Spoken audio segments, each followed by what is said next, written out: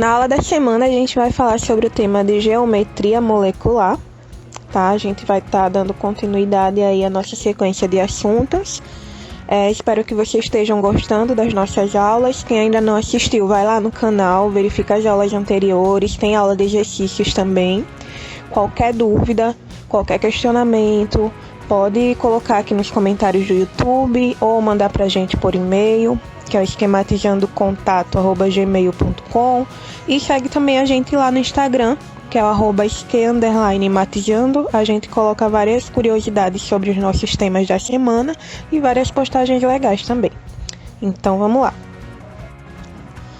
A estrutura espacial das moléculas. A teoria das ligações covalentes de Lewis, ela foi muito importante para o desenvolvimento da química. No entanto, essa teoria não explicava a arrumação dos átomos na molécula. Hoje a gente sabe que as moléculas bem simples, como H2, O2, HCl, água e etc., são moléculas planas. As moléculas mais complexas, porém, são quase sempre tridimensionais, isto é, têm seus átomos arrumados em uma estrutura espacial, em um formato no espaço. Um caso bastante comum é o da existência de um átomo central, rodeado no espaço por vários outros átomos. Uma analogia bem simples pode ser feita com balões, amarrados como nas figuras abaixo.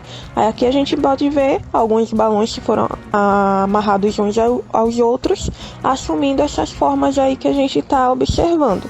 Com 2 balões, com 3, 4, 5 e assim sucessivamente. Agora, por que os balões assumem espontaneamente essas arrumações?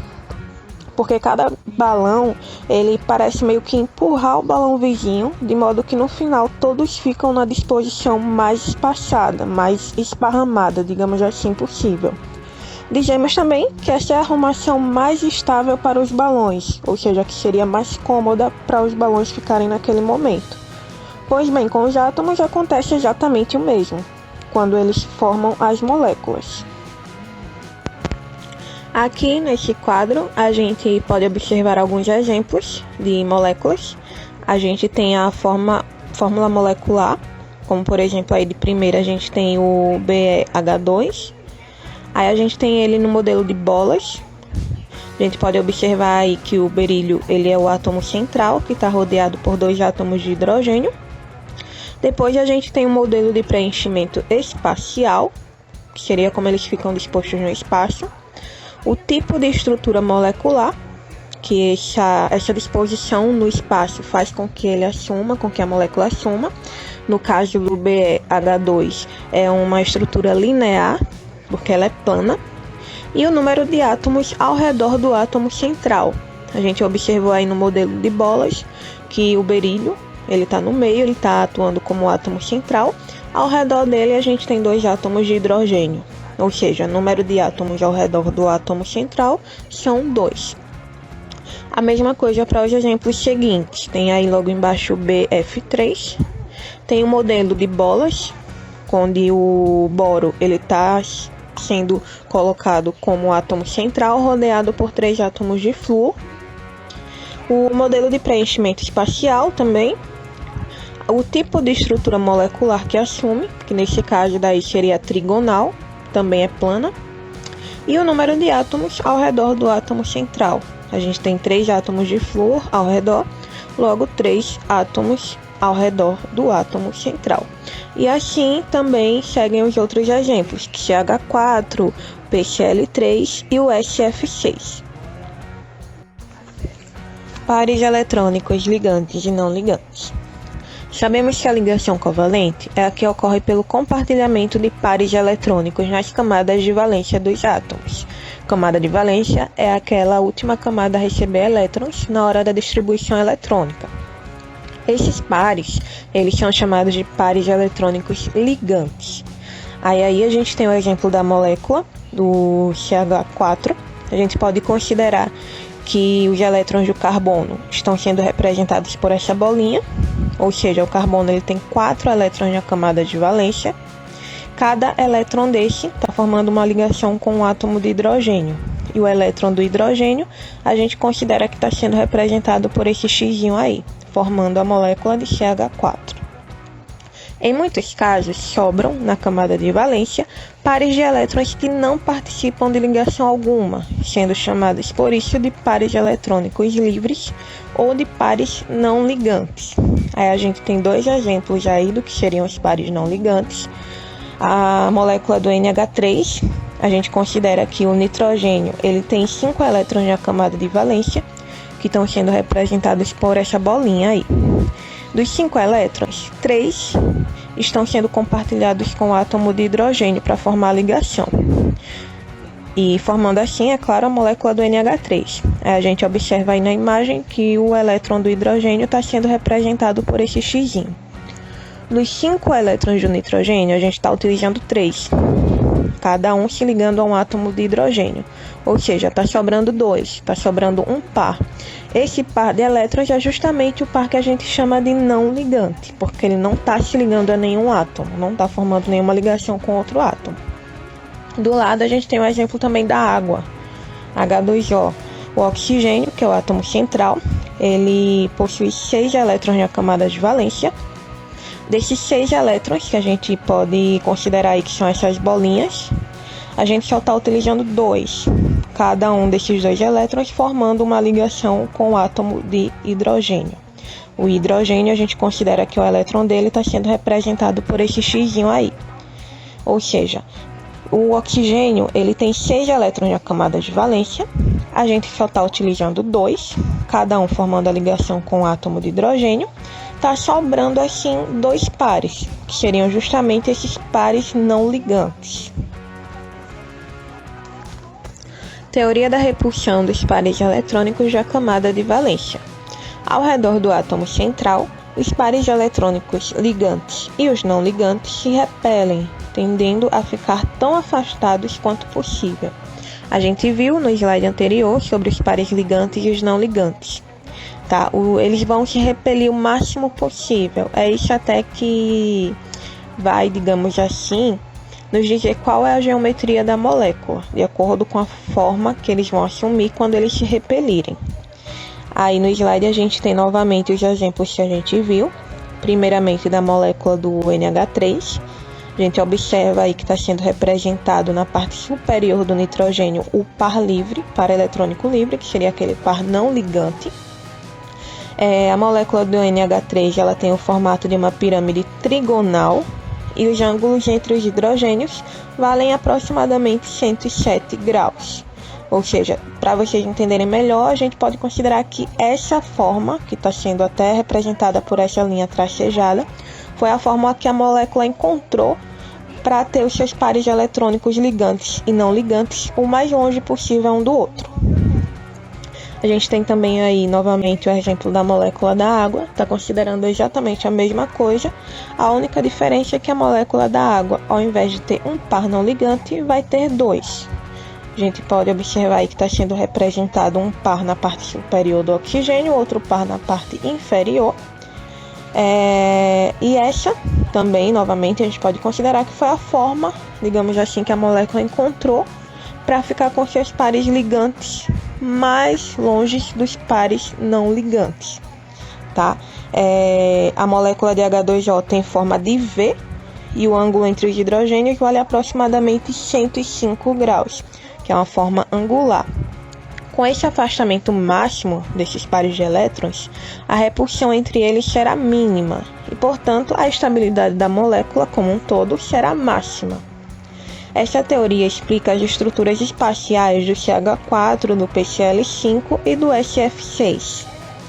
E explica também a estrutura de muitas outras moléculas, como por exemplo a GNH3 e a da água que a gente acabou de ver. Nesses casos, admite-se que os pares eletrônicos livres, que são aqueles não ligantes, ocupam posições no espaço, ou seja, eles não estão formando exatamente uma ligação com algum outro átomo, mas eles estão sim ocupando um lugar no espaço e devem sim ser levados em consideração na hora que a gente for propor a geometria da molécula. Alotropia. Alotropia é o fenômeno que ocorre quando um elemento químico forma duas ou mais substâncias simples diferentes. A gente já viu rapidamente sobre alotropia nas nossas aulas anteriores.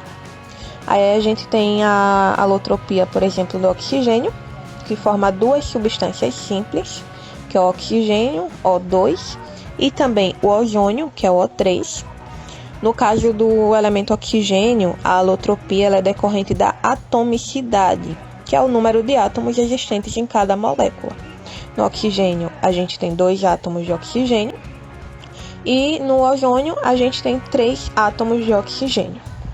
Próximo aí é o carbono, que tem o grafite e tem o diamante, que são formas alotrópicas diferentes do elemento químico carbono. Tem o fósforo, que apresenta 2 formas alotrópicas principais, que é o fósforo branco e o fósforo vermelho. O fósforo branco ele é formado por moléculas P4, é um sólido branco de aspecto semelhante ao da cera, e ele é muito reativo, sendo por isso conservado dentro da água. Já o fósforo vermelho, ele é um pó amorfo, ou seja, não apresenta estrutura cristalina, ele é de cor vermelho escuro e tem um ponto de fusão de 590 graus Celsius, ou seja, altíssimo, né? Cada grão do pó do fósforo vermelho ele é formado por milhões de moléculas P4 unidas umas às outras, dando origem à molécula gigante P infinito, digamos assim. A gente tem também aí o enxofre, onde apresenta 2 formas alotrópicas principais, que é o enxofre ortorrômbico, ou simplesmente rômbico, vocês podem ver ele escrito das 2 formas, e o enxofre também monoclínico. As 2 formas são formadas por moléculas em forma de anel, com 8 átomos de enxofre, que seria o S8. A diferença entre o enxofre rômbico e o monoclínico está nas diferentes arrumações das moléculas S8 no espaço, produzindo cristais diferentes. Ou seja, diferentemente da forma alotrópica do oxigênio, que é O2 e O3, uma molécula tem 2 átomos de oxigênio, a outra tem 3, o enxofre não. As 2 formas alotrópicas dele têm a mesma quantidade de átomos de enxofre, S8. A única coisa de diferente vai ser a arrumação da molécula no espaço. Essa arrumação ela vai produzir cristais diferentes. Eletronegatividade, polaridade das ligações e das moléculas. A gente já viu que uma ligação covalente significa o compartilhamento de um par eletrônico entre 2 átomos. A gente acabou de ver alguns exemplos sobre isso. Quando os 2 átomos são diferentes, no entanto, é comum um deles atrair o par eletrônico compartilhado para o seu lado. É o que acontece, por exemplo, na molécula do HCl. O cloro, ele atrai o par eletrônico compartilhado para si. Neste caso, dizemos que o cloro é mais eletronegativo que o hidrogênio, ou seja, porque é o cloro que está atraindo esse par eletrônico para ele. E a gente pode considerar isso, que o cloro é mais eletronegativo que o hidrogênio e que também a ligação covalente que está sendo formada ali, ela está polarizada, ou seja, é uma ligação covalente polar. Aí no slide tem a representação da molécula de HCl, onde tem os átomos aí na camada de valência do cloro e o compartilhamento, a ligação que está sendo feita com o átomo de hidrogênio. A mesma coisa aí com a molécula de H2 e de Cl2, na imagem 7. A gente tem aí cada hidrogênio compartilhando o único elétron que eles têm, formando a molécula de H2, o gás, né? E tem também o Cl2, cada átomo de cloro compartilhando um elétron para formar essa ligação e formar a molécula de Cl2. A eletronegatividade é a capacidade que um átomo tem de atrair para si o par eletrônico que ele compartilha com outro átomo em uma ligação covalente. Essa definição é muito importante, tá? Não esqueçam. Baseando-se em medidas experimentais, o cientista Linus Pauling criou uma escala de eletronegatividade. A gente já falou também mais resumidamente sobre eletronegatividade em aulas anteriores. Inclusive, se eu não me engano, a gente usou essa mesma tabelinha, que ela ilustra bem para vocês esse aumento da eletronegatividade ao longo da tabela periódica. A gente pode observar aí que no sentido vertical a eletronegatividade ela aumenta de baixo para cima e na horizontal a eletronegatividade aumenta da esquerda para a direita. Os elementos mais eletronegativos são os halogênios, especialmente o flúor, que ele tem a eletronegatividade igual a 4,0, o oxigênio, que tem 3,5, e o nitrogênio, que tem 3. Esses valores vocês não precisam se preocupar com eles, esses valores eles são tabelados, existe uma tabelazinha com os valores de eletronegatividade de cada átomo.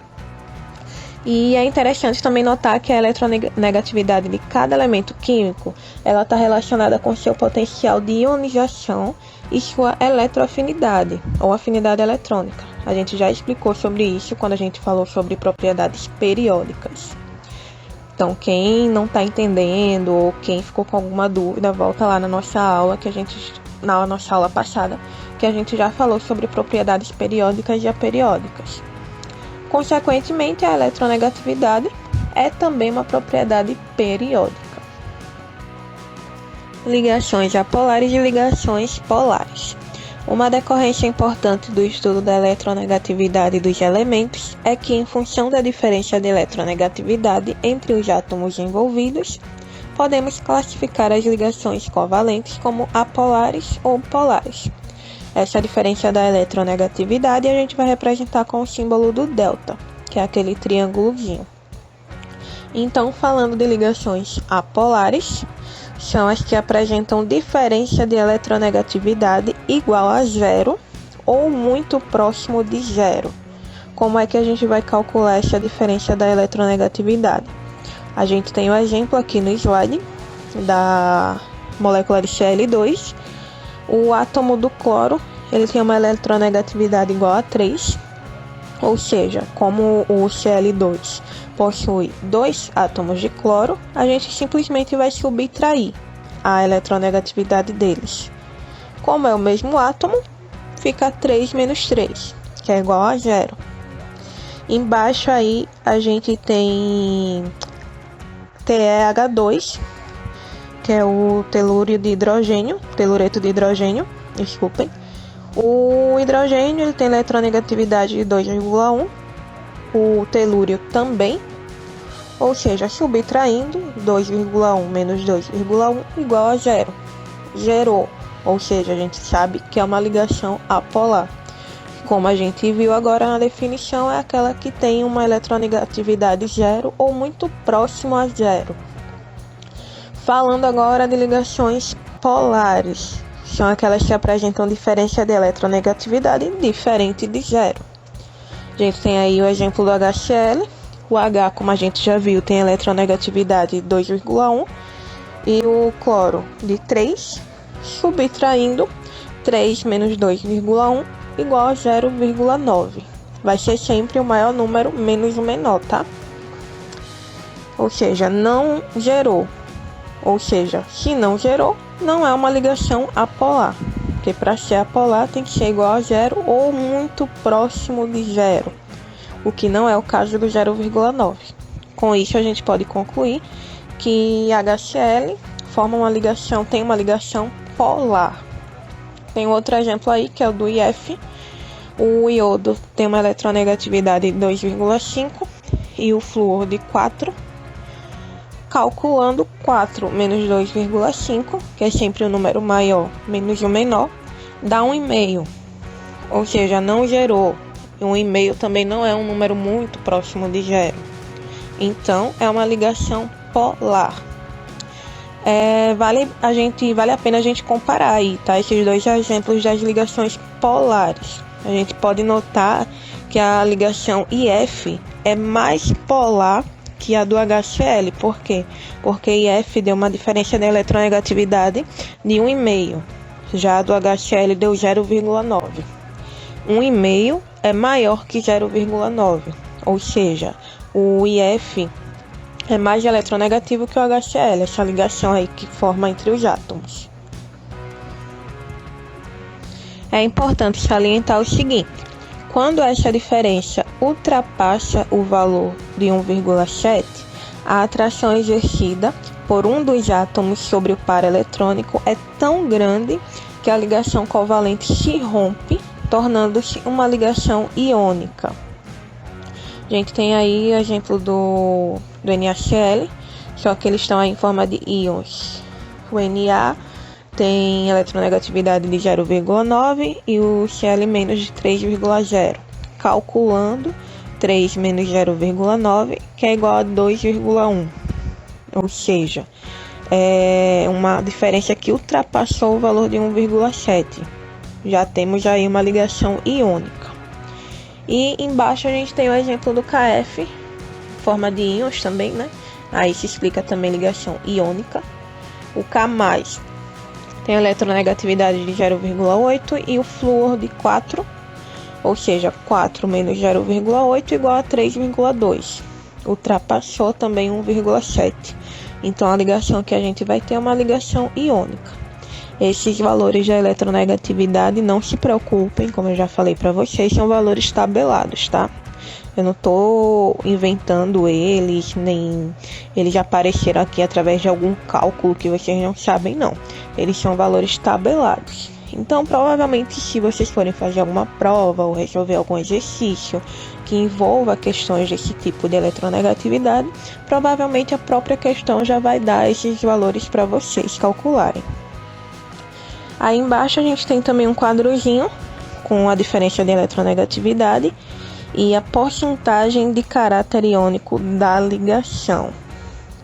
A gente observa aí que justamente na diferença de eletronegatividade de 1,7, ela tem 51% de caráter iônico da ligação.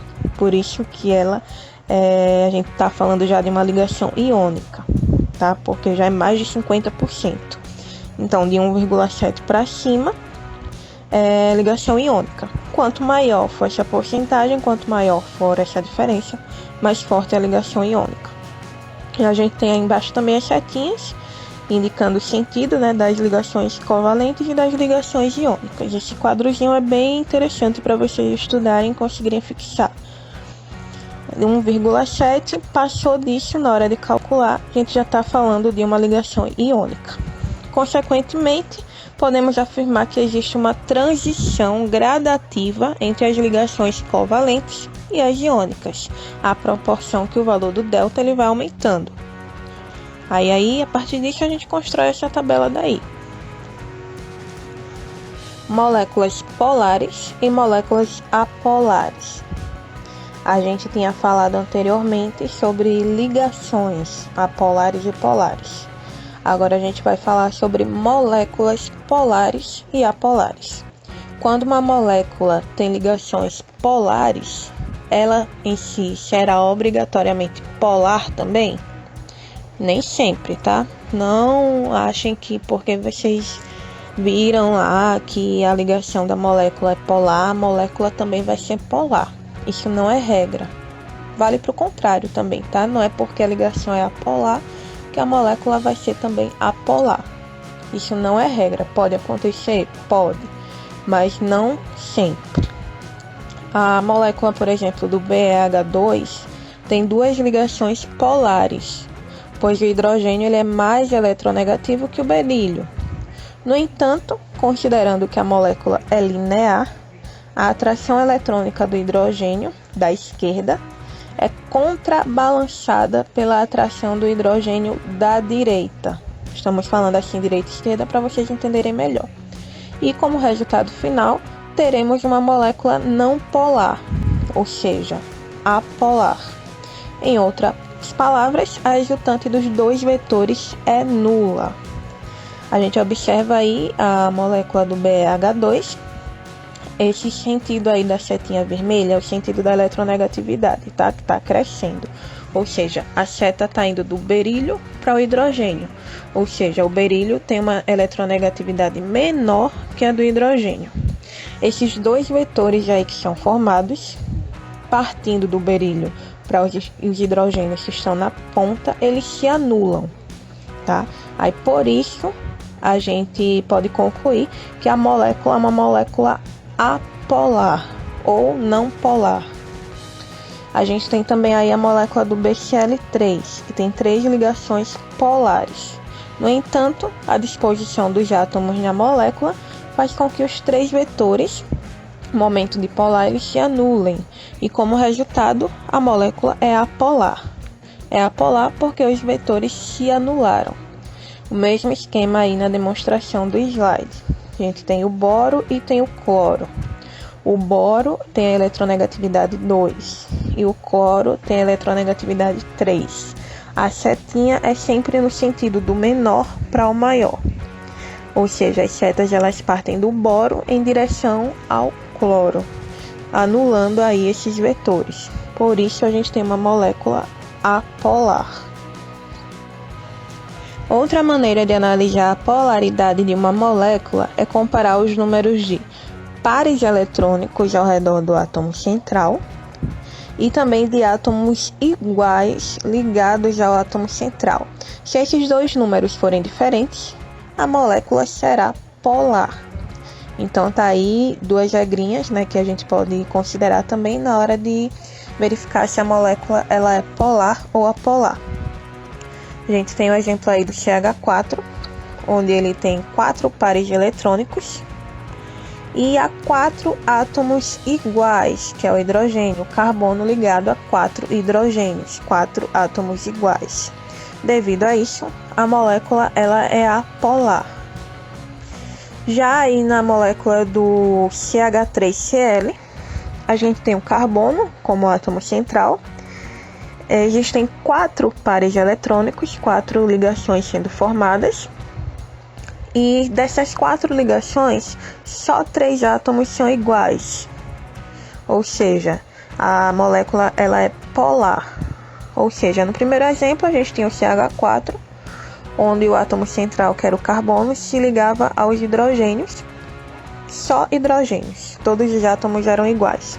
As 4 ligações que estavam sendo feitas eram 4 ligações com 4 átomos iguais. Devido a isso, a molécula era apolar. Já no caso do CH3Cl, a gente tem novamente 4 pares eletrônicos, 4 ligações sendo formadas, mas não são as 4 que são iguais, são apenas 3. São 3 ligações que estão sendo feitas com os hidrogênios e uma com o cloro. Como não são todas iguais, a gente pode considerar que a molécula ela é polar. Miscibilidade e solubilidade das substâncias. É importante ainda a gente comentar que a polaridade das moléculas influi nas propriedades das substâncias. Um exemplo importante é o da miscibilidade ou solubilidade das substâncias. A água e o álcool comum, que são polares, misturam-se em qualquer proporção. A gasolina e o querosene, que são apolares, também se misturam em qualquer proporção. Já a água, que é polar, e a gasolina, que é apolar, não se misturam. Ou seja, se a gente tem duas substâncias polares, elas vão se misturar. Se a gente tem duas substâncias apolares, elas também vão se misturar. Agora, se uma for polar e outra for apolar, elas não vão se misturar, como é o caso que a gente está vendo aí no slide, no exemplo da água e da gasolina. Não se misturam porque suas moléculas diferem na polaridade. Substância polar tende a se dissolver em outra substância polar, como é o caso da água e do álcool. E a substância apolar tende a se dissolver em outra substância apolar, como seria o caso da gasolina e do querosene. Ou de uma forma mais resumidamente, semelhante dissolve semelhante. Tá? O polar ele vai se misturar normalmente com o polar e o apolar vai se misturar normalmente com o apolar. E com isso a gente encerra o nosso conteúdo da semana. Essa foi só a parte 1. No final da semana a gente vai postar para vocês a parte 2 também desse conteúdo. E na outra semana a gente posta a nossa aula de exercícios sobre geometria molecular, que é o tópico que a gente está abordando agora. Aí a gente tem o livro base, que a gente retira todo o nosso conteúdo, que é o Feltre, é um livro de Química Geral, volume 1, a 6ª edição de São Paulo, da editora Moderna, de 2004. E a gente tem a referência das figuras que a gente utilizou, o site que a gente retirou a imagem 1, que é a imagem capa do nosso material de hoje, e as outras imagens foram todas elas retiradas também do mesmo livro que a gente utiliza como base para os nossos estudos, que é o Feltre de Química Geral. Então é isso. Estudem direitinho ao longo da semana. Fiquem de olho que no final de semana a gente vai postar a nossa parte 2. Aqui tem o nosso Instagram, que é o @st_matizando. Sigam a gente lá, curtam as nossas postagens, comentem. Vocês vão ver que a gente faz várias postagens legais lá sobre vários temas. Tem o nosso e-mail também, para caso vocês prefiram mandar as dúvidas e questionamentos, sugestões, críticas. Vocês podem enviar que a gente responde. É o esquematizandocontato@gmail.com. Muito obrigada, tá, por estarem acompanhando o nosso canal, por curtirem nossas postagens. E é isso. E até a próxima semana. E beijo, beijo.